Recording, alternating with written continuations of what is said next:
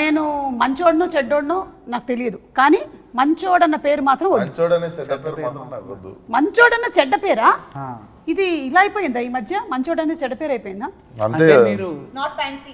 ఎవడు ఫ్రెండ్షిప్ చేస్తారండి మంచోడితో? కలిసినప్పుడు కూడా అంటాం కదా పాపం చాలా మంచోడు. పాపం ఏంటండి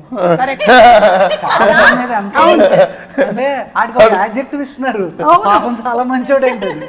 ఇది చాలా పెద్ద లాజిక్, ఇది ప్రపంచంలో పెద్ద ఫ్రాడ్. ఇది పాపం మంచోడు చాలా అసలు మోస్తరుగా వీడు ఎందుకు పనికిరాడు అని మనమే చెప్పేస్తున్నాం వాడు. సో నేహాని ఇప్పుడు అడుగుదాము, మంచోడు చెడ్డోడు ఇందులో ఈయనని మీరు ఏ కేటగిరీలోకి ఒరిజినల్ విశ్వక్ని వేద్దాం అనుకుంటున్నారు?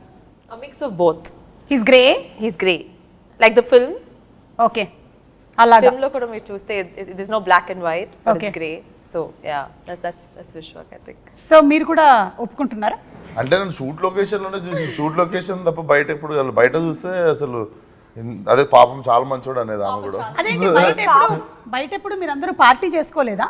ఇన్ని రోజులు వర్క్ చేసి ఉంటారు కదా కలిసి. మేము టీజర్ లాంచ్ చేసిన తర్వాత ఆ రోజు ఈవినింగ్ పార్టీ అని అనుకుని మేము అందరం రెడీ అవుతుంటే కట్ చేస్తే సింపుల్ గా నేను విశ్వకు షూట్ లో ఉన్నాను, చైతు డైరెక్ట్ చేస్తున్నాడు.